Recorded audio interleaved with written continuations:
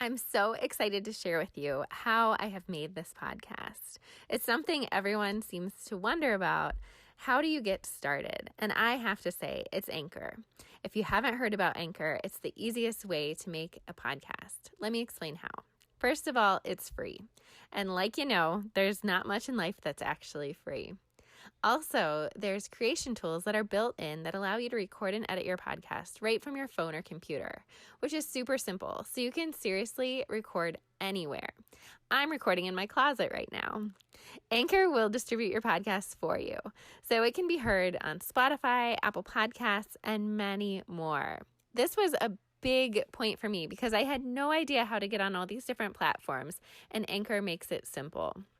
You can also make money from your podcast with no minimum listenership, and that's huge. It's everything you need to make a podcast in one place. So if you are interested in making a podcast, I seriously encourage you to download the free Anchor app or go to anchor.fm to get started.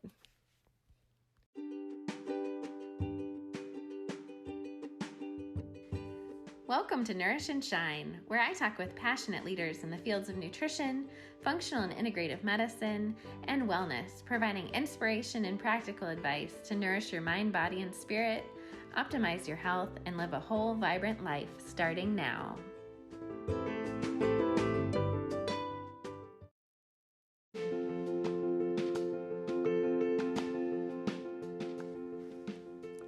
The Nourish and Shine podcast is provided for educational and informational purposes only, and it is not medical, mental health, or healthcare advice. The information presented here is not intended to diagnose, treat, heal, cure, or prevent any illness, medical condition, or mental or emotional condition.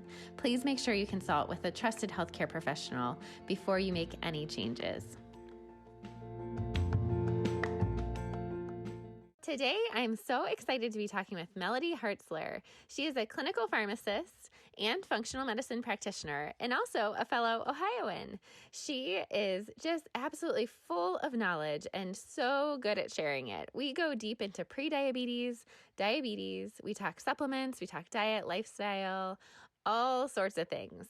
As everyone knows, blood sugar regulation is so super important. So even if you don't have full-blown type 2 diabetes, I think you can still take something really valuable away from this episode. I hope you enjoy. Welcome to Nourish and Shine. Today I'm talking with Melody Hartzler. Melody, thank you so much for joining us. Can you tell our audience about yourself? Sure. I am a clinical pharmacist. I practice in family medicine. I also teach at Cedarville University School of Pharmacy. So I've been involved with education almost since I was done with my residency. And then I also have a blog. And so I love functional medicine, integrative medicine, holistic health. So I talk about that on my blog at Pharm.D.life. And I, like to share with my patients and also, just whoever's reading different, ways to address things with a holistic approach. Awesome. And how did you get interested in kind of the holistic approach in functional medicine?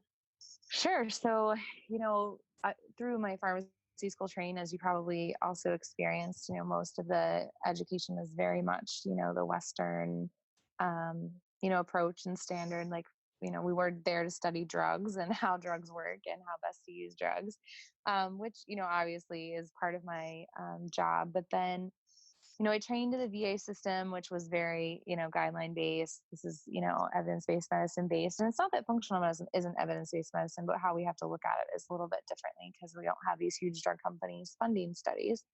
But essentially, like I got there through my own health journey. After my daughter was born, we had sort of a traumatic birthing experience, which is a conversation for another day because it's lengthy. But I'll just say my doula that I had hired was in jail the day that I went to deliver my baby, so that was not helpful start to the delivery process. Yeah, apparently she embezzled money, which she took my money too. Who knew?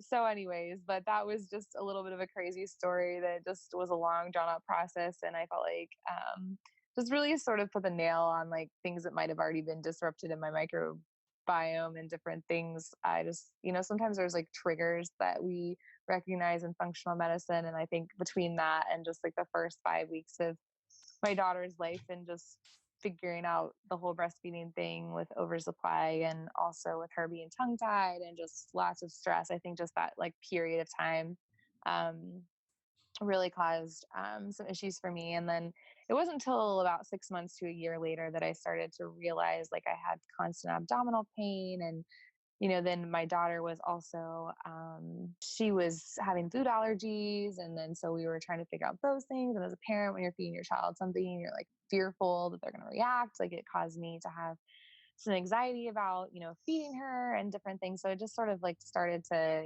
turn into, and then you become more anxious about why you have abdominal pain and like you can't figure out. And like this whole thing just sort of builds on each other. So I went through the traditional Western medicine process, and everyone's like, "You're fine. There's nothing wrong with you. There's no reason to do any further testing." And that when you realize that something's going on in your body that's not supposed to be going on, those things. And so, just sort of looking for additional providers, I found. And it's interesting because there wasn't like one specific provider that I would say was the one that like absolutely like helped me heal. There was like multiple people on the journey. But each person that I talked to, I got closer and closer to, and still to this day, like I have one lady that I work with who's amazing for acupressure, allergy treatments, and one lady that does great OMT. And then I have a chiropractor I see once in a while, but I also have other my my colleague and I also help each other out a lot. So it's just I feel like you have to build that team. But so through the journey, I learned a lot about, I ended up having SIBO and probably some fungal aspects to that, like candida overgrowth. And then, addressing my daughter's gut health, which she had eczema starting to happen with some of the food intolerances. I was always removing a lot of foods when I was feeding her and just, learning lots of things about the microbiome along the way. And so that's really how I got started. And then that's been, she's 5 now, which I can't believe. So we're still learning, to this day. But I feel like, now I'm like diving into podcasts and, all kinds of educational opportunities to try to, learn more. And I'm practicing functional medicine in my clinical practice. I mentioned the outpatient practice. I'm a pharmacist embedded in a family medicine clinic. And so I spend a lot of my time with patients with diabetes, but there's a lot of overlap between diabetes and the microbiome and, the microbiome and metabolic syndrome in general.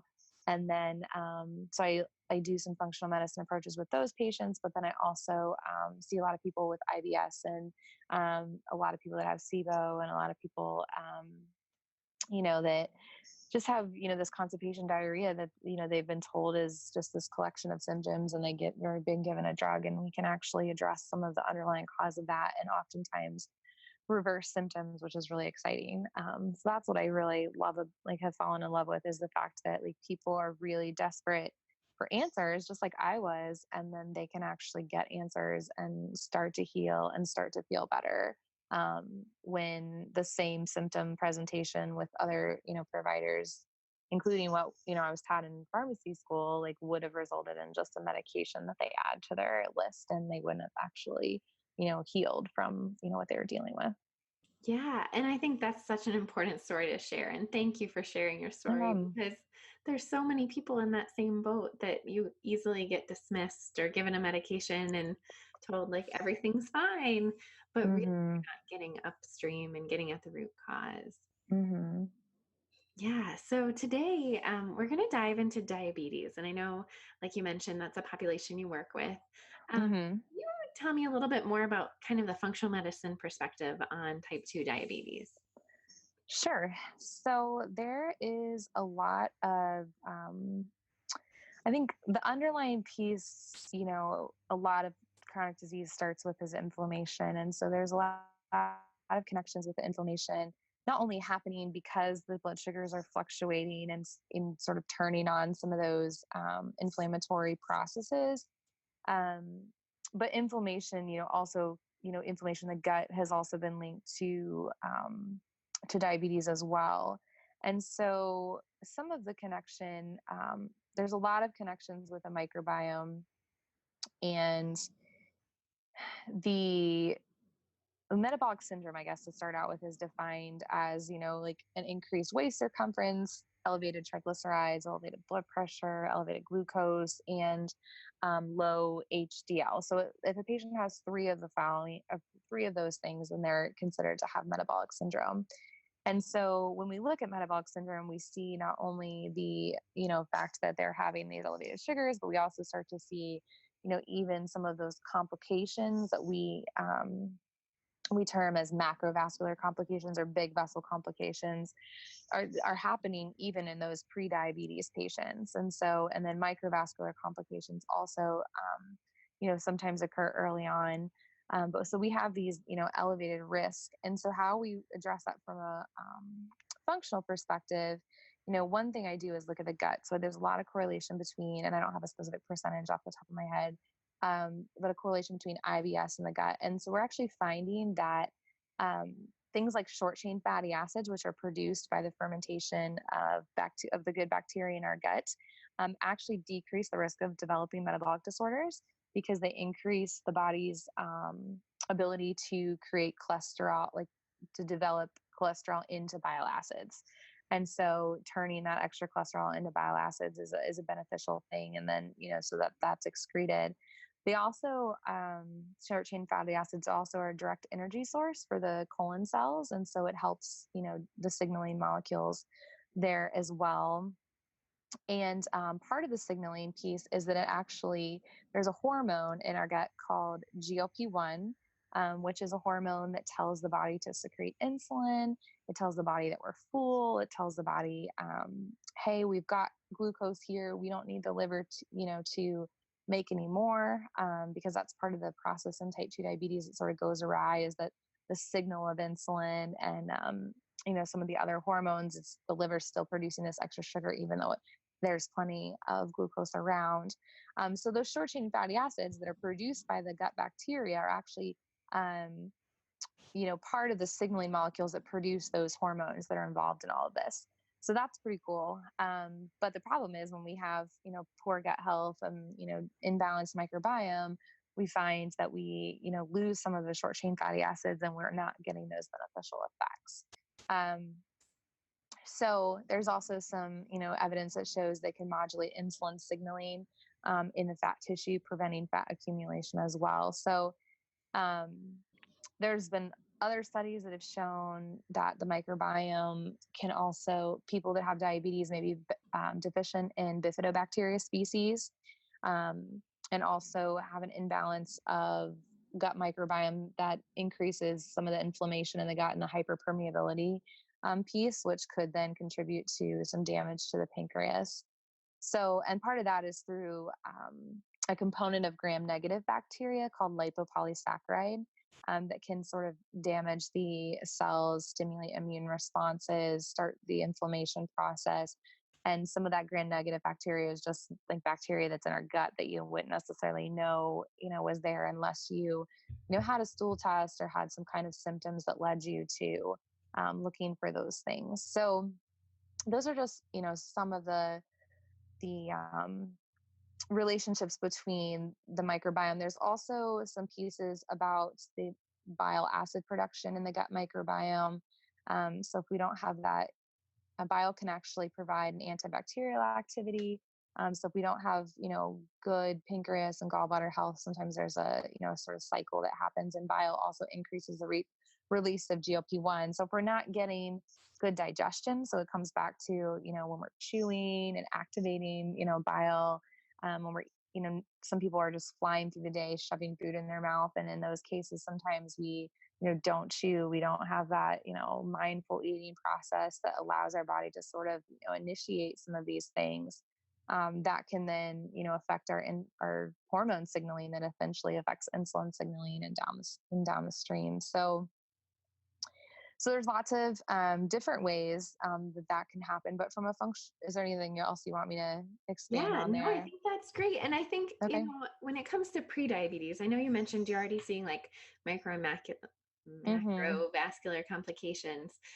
Can you elaborate for people who are maybe non-medical or just kind of concerned about prediabetes, kind of what constitutes prediabetes? And then also, like, what are some take-home points with like how they can address, like, if you're in that stage or you think you could be getting there, what are some things Sure. you do? Yeah, so prediabetes is defined by a glucose level of, so this is a fasting glucose. If you haven't had anything to eat when you first wake up in the morning, at least for 8 hours, your glucose, if it's between 100 and 125, it would be considered prediabetes. Anything over 126 or above would be considered diabetes. And that does have to be repeated, or not on like once on one day, once on another day we see the same result, because it's a one point in time test. And then if we're looking at an A1C, so hemoglobin A1C is measuring how much sugar is sticking to the red blood cells, so it's called a glycosylated hemoglobin test. So it's measuring, because red blood cells turn over anywhere from 90 to 120 days. That gives us sort of this 3-month average. And that's different, it's not exactly 3 months, but it gives us about a 3-month average of your blood sugar levels based on, that number. And so that number, a normal one is less than 5.6. So 5.6 or less would be considered normal. Most people, healthy people without insulin resistance would probably be in the low fives or, 4 range with an A1C. And so when we start to diagnose prediabetes, we get 5.7 to 6.4. And then anything over 6.5 and above is considered diabetes. And because this A1C marker is not a one point in time thing, it's this average. Essentially, when we test an A1C, if it's over 6.5, it becomes diabetes. If it's 5.7 to 6.4, we're in that pre-diabetes range. There's not technically an ICD-10 code for like to diagnose prediabetes. We consider it like impaired glucose tolerance or impaired fasting glucose. So, but if you get to that point, that's where a lot of it, I feel like a lot of the functional medicine principles are going to be most effective if we can address this early on. So if we can look at the microbiome, address anything we see going on there, whether that's, obviously everyone's talking about probiotics, and probiotics can be good. And there's certain strains that, have more evidence than others for, increasing metabolic disease. And so working with a provider to figure out, what the best one for you might be. And then also prebiotics. So there's data for prebiotics as well for patients with diabetes. So prebiotics are those essentially non-digestible food ingredients that stimulate the growth of the good bacteria. So things like inulin, you'll see like FOS, which is a abbreviation for a fructose oligosaccharide starch, lactose, cellulose, pectins, gums, like partially hydrolyzed guar gum is another good one. But a lot of those can cause some symptoms in patients that might have some bacterial imbalance. So we start taking prebiotics when we have this bacterial imbalance, that you have a little bit of gas and bloating here and there. If you feed that bacteria with more food, then you can have more gas and bloating and, distension and abdominal pain. And so a lot of times prebiotics are sort of a little later on in our protocol. So we normally try to address any abdominal symptoms first, especially if we're looking at a comprehensive stool test. We'll, rule out SIBO, make sure that things are better balanced and symptoms go away before we start to, use those prebiotics. But partially hydrolyzed guar gum is a brand name, or like a trademark of it is Sun Fiber. It's also in like Thorne's Fibermend product, but it has some evidence for reducing postprandial glucose in patients that take it before meals. But it also can be one that's a little bit better tolerated than others. And so there was one particular study with that one where they took 6 grams of it a day, and it lowered fasting and postprandial glucose levels as well as triglyceride levels in patients. And it also stimulated the bifidobacteria, and that those bacteria that produce those good short chain fatty acids in the large intestine. So that would be one way to address it. There's also some other supplements that we like to use that are also beneficial to the microbiome, like berberine.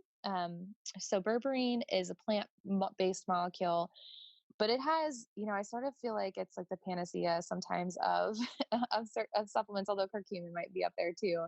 But it helps to reduce fasting plasma glucose, fasting insulin. There's also HOMO-IR is a abbreviation that is standing for a test that they run for insulin resistance in clinical studies. And so it also reduced insulin resistance.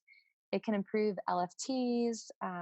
It can modulate the LDL receptor, and it's actually considered a natural PCSK9 inhibitor, which is a drug class now that we use for, it's an injectable medication class that we use for patients with high cholesterol. And so this is actually like a substance found in nature that actually has that same effect, not to quite the same level, but still something that might be beneficial for patients, especially that are in those early stages of prediabetes or even metabolic syndrome. So it can lower the LDL cholesterol, total cholesterol, and also raise the HDL cholesterol, which is what we most of the time term healthy cholesterol. And then has some ability to reduce the LDL oxidation, which that's a whole nother conversation for a podcast, probably about particle sizes of cholesterol. But essentially, if the LDL are large and fluffy, they're a little bit safer. But if they're small and dense, they're more likely to be oxidized and contribute to heart disease at that point. So we really like berberine.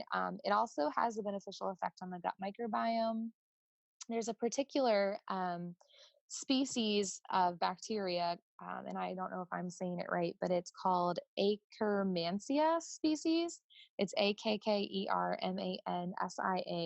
But essentially, when that species is in abundance, there's less incidence of diabetes. So they find that people with diabetes actually have less amounts. So it's an inverse relationship. But both metformin and, which is a drug for diabetes, and berberine both increase that species, which is really interesting. And so with berberine, if people are going to use that for diet, for cholesterol, for blood sugars, to get the metabolic effects, you have to have about 1,000 to 1,500 milligrams a day. So some of the berberine products are intended for more microbiome balance and improving the dysbiosis. So in those cases, the doses are a lot smaller. So you have to make sure that you're getting a product that has the higher dose. So most of my patients start with 500 twice a day. And if they need an additional capsule per day, then we can, increase that. And most of the time, side effects are generally just some GI upset because of that effect on the microbiome. But most people tolerate it better than, like any of the medications that, cause GI upset. So those things, there's also the berberine along with the metformin. Yeah, so we do. And I don't know that we have any clinical studies where they're used together to know if like we're getting a synergistic effect. Because a lot of times we add medications, 1+1 doesn't always equal 2. It might, be only 1.5, you know what I mean? With as far as like lowering of, A1C. But I think, for the most part, my patients that are doing both of them are doing well. Some people that choose to do berberine are people that don't want to take pharmaceutical medications. So they're, going down that path. So it probably just depends, but you can use them together. There's not a drug interaction there. The main drug interaction is with warfarin. And then other things that we consider, there's some studies, especially prediabetes patients are often found to be deficient in zinc. So we'll test zinc levels, copper levels. We want them to be balanced, about 1-to-1. But in a lot of patients, they were able to supplement. One study was 20 milligrams of zinc and one was 30. I prefer to stick closer to the 20 because if we supplement with too much zinc, then we can cause the copper to become unbalanced. But in those studies, we saw improvements in fasting glucose, the what they call the oral glucose tolerance test. So that's that 2 hours after someone gets a load of glucose, what their blood sugar is, and then that insulin resistance marker, and also some improvements in cholesterol in those patients that were supplemented with the zinc. One study looked at CRP, which is a measurement of inflammation, and that also was improved. So those are, some of the things I would definitely think about for prediabetes as a consideration. And then the other thing when we think about inflammation is also at our omega-3s. And so I'm sure you've talked probably about omega-3s at some point with other podcast guests, but There's some debate on, do we use DHA? Do we use EPA? Because there's different, formulations of omega-3s. Most prescription omega-3 products are actually a form of EPA. And so it's interesting, though, because there's a lot of data showing DHA is better than EPA in almost every trial. And when we're looking at just surrogate markers, and surrogate markers are just those lab values. So like when we look at the difference in triglycerides or LDL or, even some of the insulin resistance studies, but there's no trials looking at DHA in, at least that I'm aware of, looking at DHA when we're actually looking at clinical endpoints like MI, cardiovascular disease, mortality.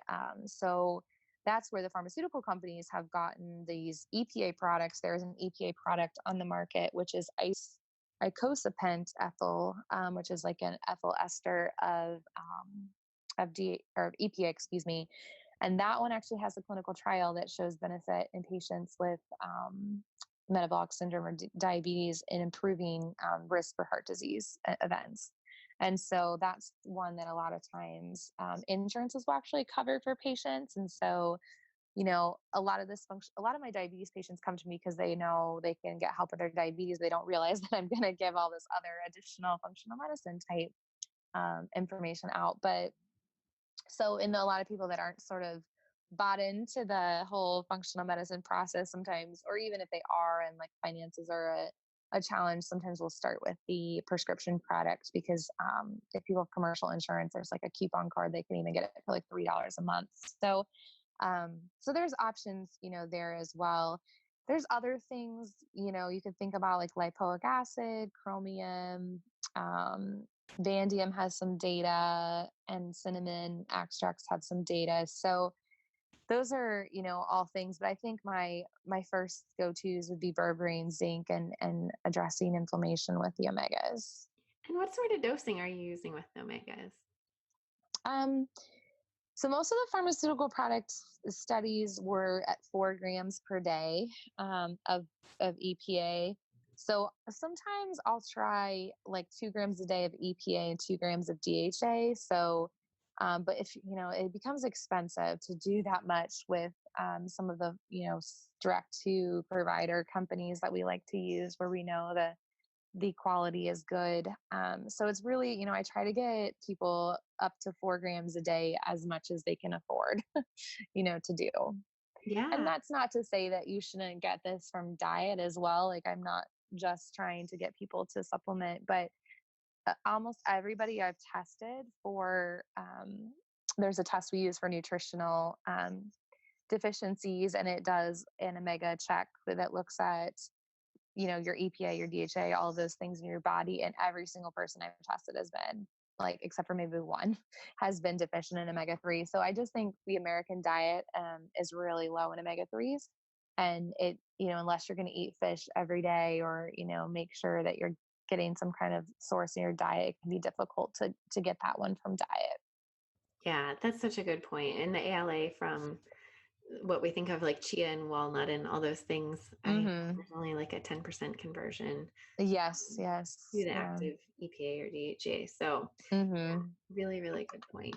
As far as diet and lifestyle goes, what are some of your favorite recommendations when it comes to type 2 diabetes?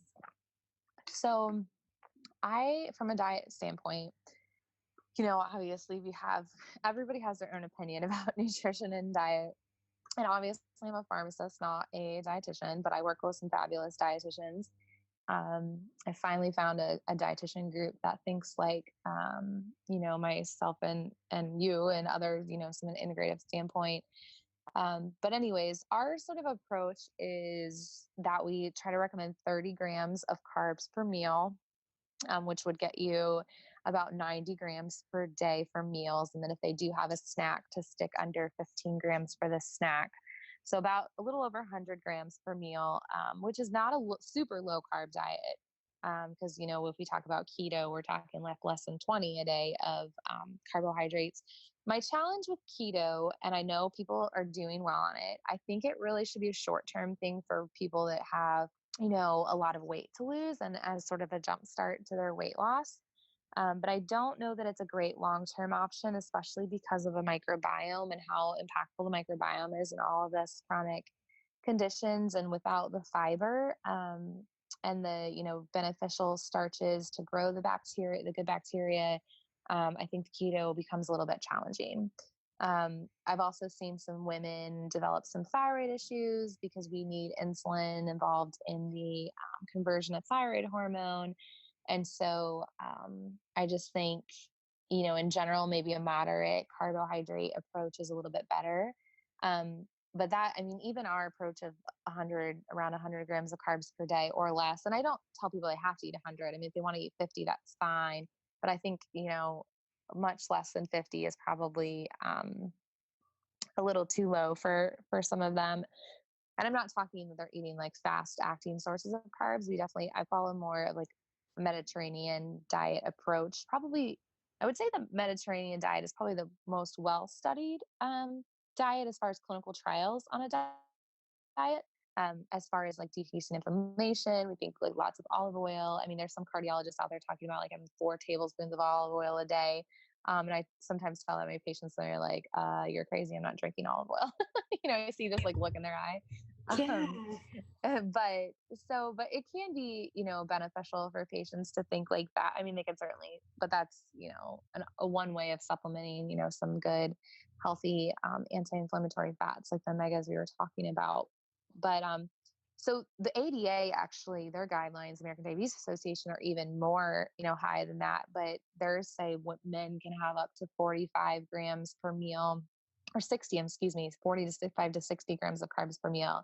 Women, I think they cap at 45. But I've never taken care of a patient with diabetes that could eat that many carbs and still have controlled blood sugars and lose weight. So I feel like, I'm not sure why that the, national organization supporting diabetes. I mean, I realize if someone has type 1 diabetes, they might be able to, have a little bit more carbs because they're covering it with insulin.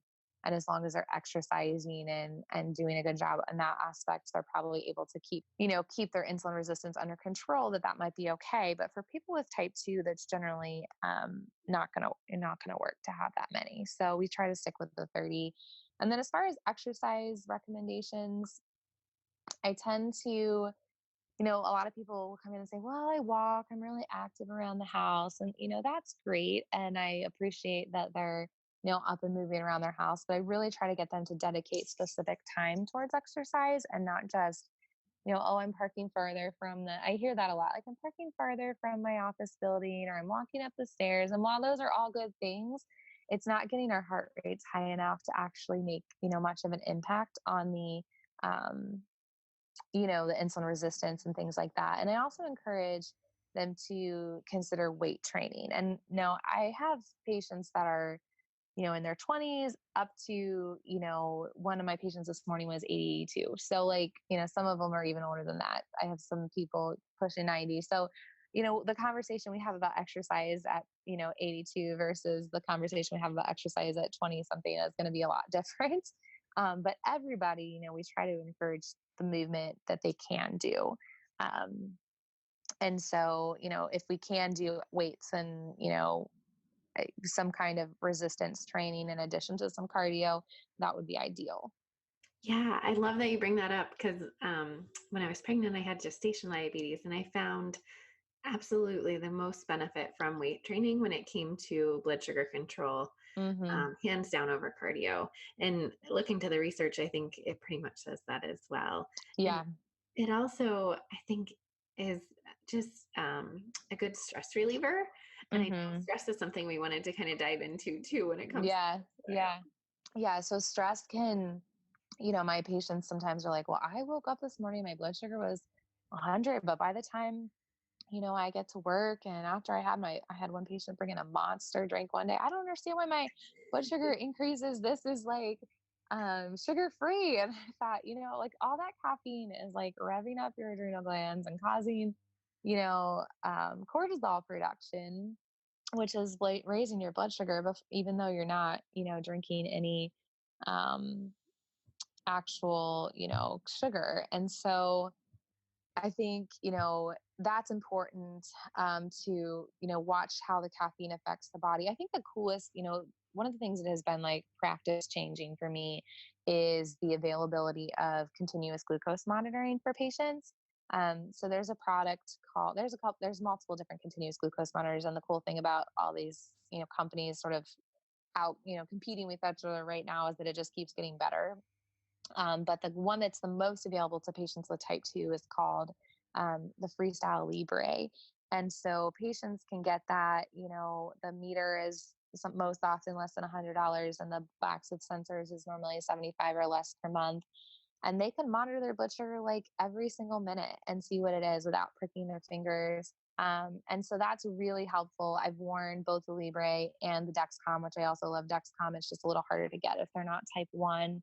But I've worn them, or type 2, on like multiple daily insulin injections, but they're both just awesome because you're just like, reading it like, oh, hey, what's my blood sugar here? I don't even have diabetes. And I'm like, oh my goodness, what is this oatmeal doing to me? And like, I imagine that if I did, I would be very cognizant. And my patients that do, wear them are definitely more apt to know, how food affects them and which food choices they should make, or how exercise affects them, or even how stress affects them. And so that can be really helpful for both the patients and the clinicians to know what's going on. I think I got off track a little bit there, but Yeah, no, essentially, I love the Libre. I wore one too. yeah, And it was fantastic. And it can become a little bit of an addiction to upset. I know. like a lot. And I always Yes. would tease, like, I might have checked like 50 times today, but you get a Hmm. really good trend, and I like to see that data. Yeah. Is And it? I think, there's some people that, and there's studies to show that just putting on a Libre can lower your glucose because you're more aware of it, and not even doing any other interventions. And so, especially for the people that are making, I think, a lot of people, a lot of the earlier studies where they were like, we have physicians that are like, oh, I don't prescribe my patients a glucose monitor because there's no studies that show it's effective until they're on, injectable therapy or insulin. And while that's true, in the general population, if we look at those patients that are highly motivated to make change, those glucose monitors and those CGM monitors are super effective. Into helping people to guide those interventions that you're doing, because if you can't see the results, what's the point in, I feel like you lose interest in what you're doing, or you don't have the motivation to continue if you're not seeing the results. And so when they can see it real time, it can be of an obsession, but it can also be very helpful to getting things under control. But back to your question about stress. Yeah. So stress, the challenge that with stress is that, our bodies were designed to, everyone always uses the analogy, like run from a bear. So when the situation is you're in a stressful situation, there's a bear running at you, your heart rate is supposed to increase so that you get more blood supplied to your legs, and, you're able to run faster, and the blood is going to be shunted away from your stomach and the digestion. And, you know, um, it's this colon's going to, it stimulates the colon, but it doesn't, you're not going to be digesting and resting and digesting at that point. And so when you're under this chronic stress, where you're always, sort of running from a bear, but it's not really a physical bear, and you're sitting, at the same time, we start to, see some of these effects, and that creates sort of this, room for this improper digestion. And, over time, that suppresses the reproductive system, can even hinder growth in children, can change, appetite, weight gain. It can affect your, immune system. And so we want to definitely be cautious about that. But from a diabetes standpoint, there's definitely a link between, we call it HPA axis. So this is this axis between your brain, the brain sending this signal to your adrenal glands to make hormones. And so the adrenal glands sit on the top of your kidneys, and those make the stress hormone called cortisol. And so patients with diabetes tend to have higher cortisol levels. They have a flattening of this cortisol curve. So your cortisol level should be higher in the morning, and then it should slowly sort of taper off throughout the day. And so, I mean, there's pictures online that you can Google and see what the curve looks like. But And so the patients with diabetes also sometimes post-stress recovery is weakened, and this imbalance between with this HPA axis dysregulation. And so there's also another study that showed the degree of cortisol secretion was related to the presence or degree of cortisol secretion is also related to the number of diabetes complications. So people that had higher stress often had more complications. And so stress management should really be a part of our diabetes protocols. And so, one of those things is also getting better sleep. A lot of my patients with diabetes and prediabetes, they'll come in and say they sleep 4 hours a night, or, even anything less than probably 6 hours is probably not enough from a metabolic syndrome standpoint. And so we definitely want to make sure that they're resting. So their body, and there's a lot of like cognitive cleansing that goes on at night too.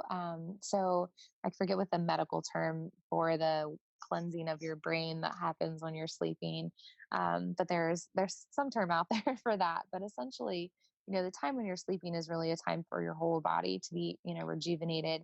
And so even if, you might be able to get by the next day by, drinking caffeine and going through this cycle, the body really does need some deep sleep and restful sleep. And there's also supplements to address stress, like ashwagandha is a herb that's been used historically, or rhodiola. A lot of times I find the lavender oil. There is actually a product that is trademarked as Selexan in Germany. There's a product in the United States by Integrative Therapeutics called Lavella, but essentially it's like lavender oil in a capsule. But it's been studied in anxiety against pharmaceutical agents, and has been shown to have higher readmission rates and be beneficial on quality and duration of sleep and mental health. And I find people sometimes just like feel a lot more relaxed when they take it. And it's really side effects, less than 5% have GI upset. So it's not super and like compared to some of the other things like benzodiazepines that has been studied against, it's definitely obviously a better option from a dependency standpoint. I don't care if you take lavender every day for the rest of your life, but some of the complications of some of the pharmaceutical agents can be challenging. So there's also the conversation about vitamins and their relationships to stress, which is why we like to look at nutritional deficiencies in our patients. But a lot of the B vitamins are protective nutrients for the adrenals and can decrease the stress-induced cortisol. B1 particularly decreases stress-induced cortisol response, as well as B5. B3 is involved with, sleep quality. And so B12 helps to reset circadian rhythms. So I think actually this was part of my problem, not realizing it early on, but after pregnancy, just being depleted in B vitamins, and that sort of heightening some of my stressful experiences as I was dealing with, my daughter's allergies and other things. And so sometimes I feel like it's something that we don't necessarily look at unless they're considered anemic and they're starting to experience symptoms because their blood cells aren't being formed properly, which eventually would happen. But sometimes in that early stage of some of these deficiencies, we don't necessarily, address them until it's, a lot worse. That's That such makes a good sense. point. And I think when it comes to diabetes, it's kind of a vicious cycle, because diabetes in itself can cause lower levels of B vitamins, and then some of the medications like Metformin, yeah. 12, and then it also, if you have lower levels, then you can have more problems with blood sugar regulation. So I think it can be quite a cycle. Yeah, and I mean statins and CoQ10, like if people are taking medication. So yeah, there's a lot of things, and so it does become complex when you look at the whole picture, which is why it's not like a 15-minute appointment. And I always say that primary care providers could provide great diabetes care if they had 45 minutes to an hour with their patients too, but that's not like the case in most primary care offices. And so that's why I'm glad that I get to sit down with them for a longer period of time, typically 45 minutes at least, to dive into these things. And of course we can't address all of this thing in one visit, and it's going to be dependent on my patients, which path they take. I talk about these functional things and I talk about the conventional medications. And it also depends on sort of what stage they are in their diabetes, if we might need to use some pharmaceutical medications, alongside some of these interventions. I mean, because we don't want to leave things super high until, we get it under control, because that, also damages the cells in the body. So we want to get them under control. And then if we can, after we get some weight loss, sometimes we try to wean off those. So for example, one of my patients, he really, eventually wants to be off medications, but needs help with weight. So we're using a GLP-1 agonist medication to try to, help him get there. I've had other people. I had one guy that really took, and he was all about the keto diet, which I didn't necessarily, suggest that to him. I just suggested the lower carb approach, but he had been eating a large number of carbs before. I mean, he went down, drastic weight loss, and pretty much reversed his diabetes using CGM. And he was using metformin for a while, but after he lost all the weight, he didn't even need metformin anymore. But he was a new onset diabetes. So I really feel a lot of these things are so much more effective if we can really hone in at the beginning of the disease process. My goal is always to get people off insulin if we can, as much as, there's great, awesome ways to deliver insulin now, and new molecules that help it be safer. I still feel like for most people with type 2 diabetes, if they're not into a point where their pancreas isn't making insulin anymore, there's other ways we can address this if the patient is willing to make the effort. And so it has to be a diet and exercise, potential supplements, also maybe some other pharmaceutical agents that address some of the pathophysiology. So particularly, GLP-1 agonists, SGLT2 inhibitors are actually addressing some of the pieces of the puzzle that are broken for patients that are, not functioning properly. And so that's where I think some of this research is really cool with microbiome, is that we're actually, influencing GLP-1, and that's sort of our pharmaceutical target as well. But yeah, overall people, I've seen a lot of improvement in treating their gut health as far as their gut symptoms and things like that. So the patients that came in and she was pre-diabetic, or actually just, I think her A1C was 6.5. She had elevated LFTs and she was really worried about her liver. She didn't know what's going on. Like they had done some other tests and everything else was fine. So her doctor was like, well, we should just monitor. But she was also having some constipation, diarrhea symptoms. We ended up testing and she had H. pylori. And so we did some natural treatment for that. So we used mastic gum in her case and in a product called Gastromend. And then we also used Berberine and a low carb diet, started getting her exercising. And she didn't have, and her A1C was less than 6.5 after that. And the H. pylori, when we retested, was also gone. So that was pretty exciting to see. And, right now she's still doing well without being in that classification of diabetes. And so, after we did that, we also started probiotics and started, combination probiotic, prebiotic to try to, rebalance the microbiome to prevent the reoccurrence. And so that's, I think, the big thing with the gut things is we have to try to make sure that that it doesn't happen again. So, if it's SIBO, we need to think about why did that happen in the first place and address the motility piece of it. And then if it's just, general, large intestine dysbiosis, then, is motility an issue, or do we just need to get, high dose probiotics in there to sort of crowd out the bad ones? And then, how long do we have to continue that for? We might be able to back off at some point, but just a lot of times just the antibiotics or the antimicrobial herbal stuff just doesn't work by itself. So we have to, we do it and then we have to, now rebuild. And that's the challenging part because we don't have as much evidence on the rebuilding part as far as like what actually stays in the microbiome and do we need to continue these lifelong, we know they're active when they're there, the strains and our probiotic strains, but, getting them to take residence or, getting influential changes.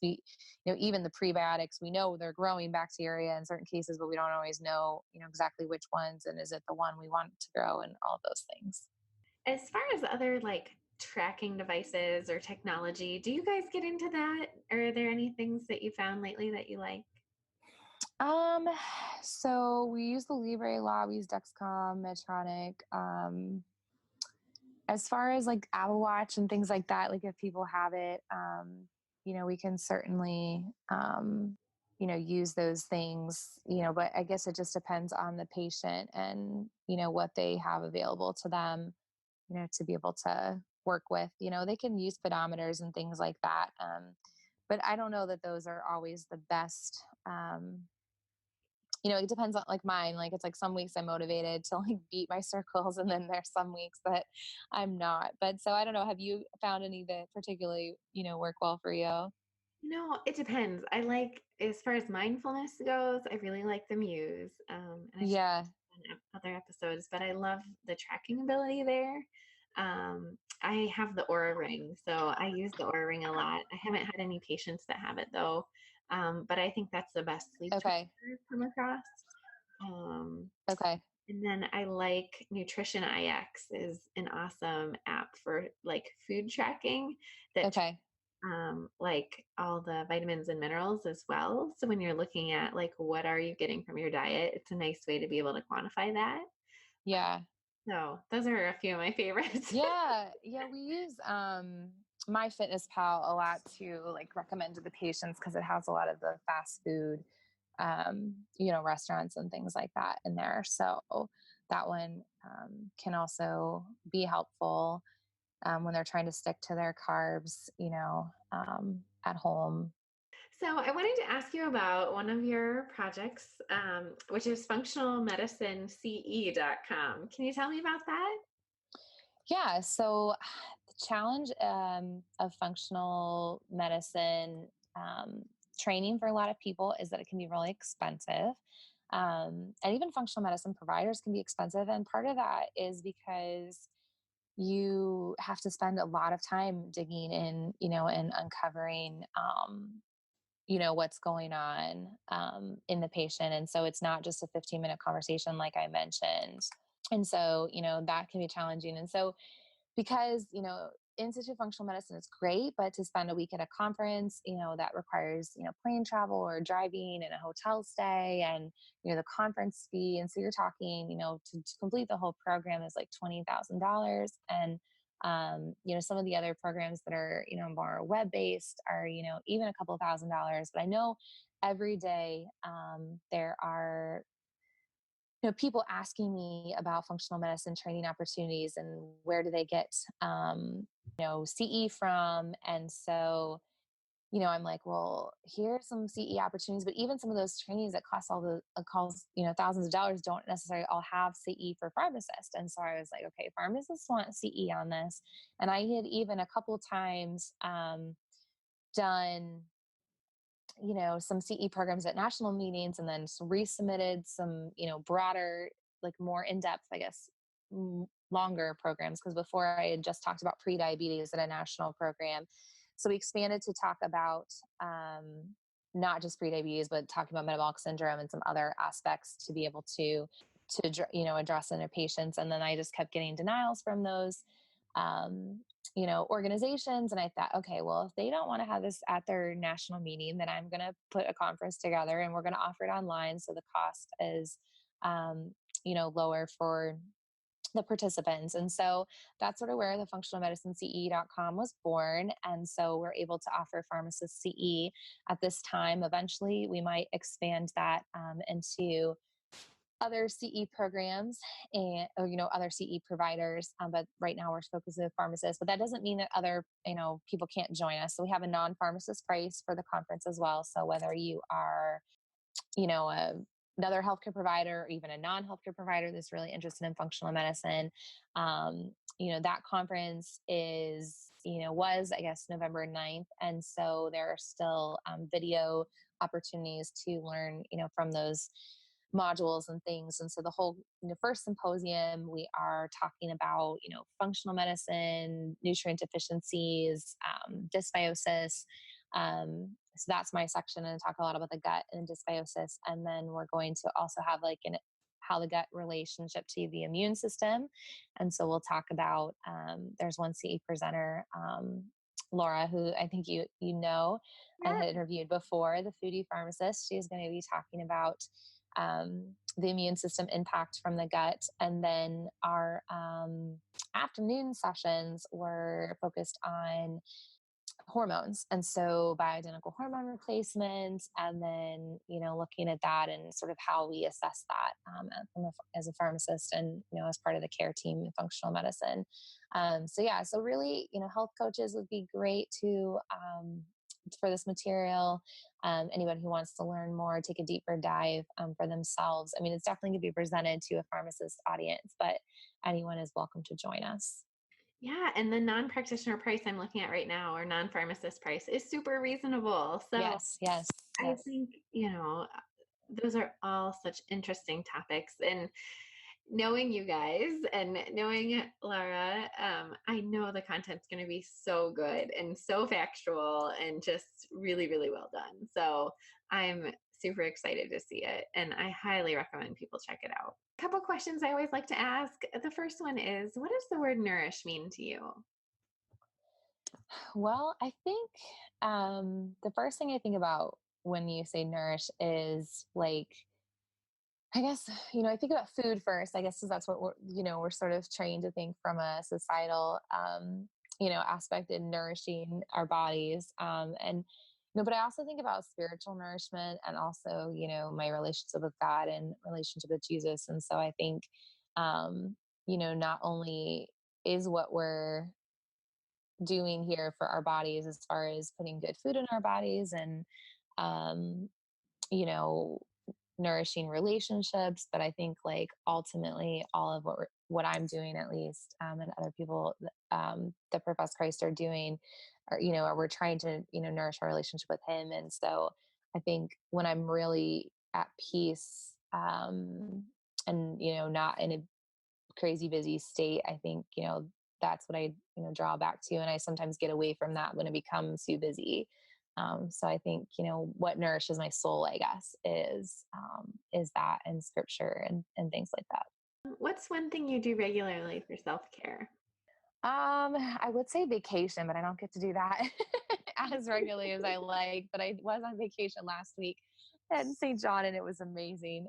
We went and left our kids with my in-laws, and it was wonderful. So I normally do try to make it to the beach once a year for self-care. And normally I would say it's more self-care when I get to go with just my husband than it is when the kids tag along. But at the same time, you sit there watching other kids like, man, I wish they were here. It's just such a funny paradox. But I would say, massages are something I do regularly on a monthly basis. I also get OMT, which is osteopathic manipulation, on a at least monthly basis, sometimes more often if I'm all out of whack.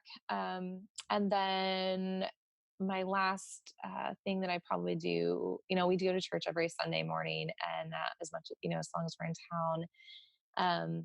And I think just, friendships and engaging in our community is an important part of our self-care, even though it seems silly, but I'm an extroverted person. So, engaging with people is part of that, even though it seems counterintuitive to self-care. Yeah, no, I get it. Yeah. Like hospitality is probably one of my spiritual gifts. And so I feel like if I'm not doing that, then I'm not like being myself and what I was, designed to do. So Oh, well, that's awesome. Well, thank you so much for being a guest today on the podcast. It's been such a pleasure talking with you. And if people want to connect with you and find out more, can you tell us where to go? And I will link everything up in the show notes as well. My website for my blog is Pharm to Table, PHARM 2TO. So it's Pharm.to table .life, LIFE. And I'm also on Instagram and Facebook, pharm2table.life. And then the functionalmedicineCE.com. You can spell out functional medicine CE, or you can put FX Med CE. Either one will get you there. And we're FX Med CE on Instagram and Facebook as well. Awesome. Thank you. And I Yeah. will link everything up in the show notes. So thank you so much for being a guest. I really appreciate it.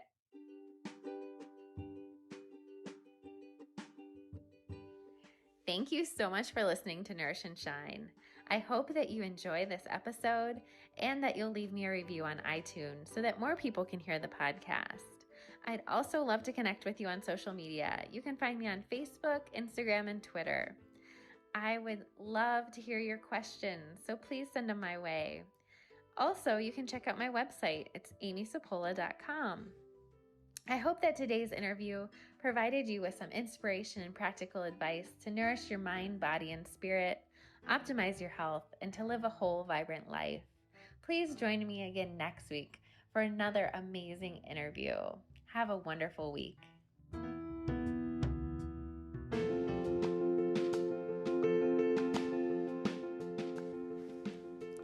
The Nourish and Shine podcast is provided for educational and informational purposes only, and it is not medical, mental health, or healthcare advice. The information presented here is not intended to diagnose, treat, heal, cure, or prevent any illness, medical condition, or mental or emotional condition. Please make sure you consult with a trusted healthcare professional before you make any changes.